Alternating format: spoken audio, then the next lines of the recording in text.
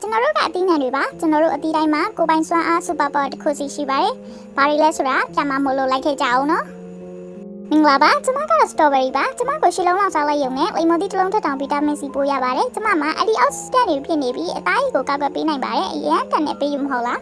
မင်္ဂလာပါကျွန်တော်ကတော့ငပြောသည်ပါကျွန်တော်မှာ potassium 422 mg ပါဝင်ပါတယ်ဒါကတက်သားတွေကောင်းမွန်စွာလှုပ်ဆောင်နိုင်အောင်ကူညီပေးပြီးနှလုံးကျန်းမာရေးကိုလည်းကောင်းစေပါတယ်နောက်ကိုလည်းလေးလူမရှိလိုက်ပါနဲ့နော်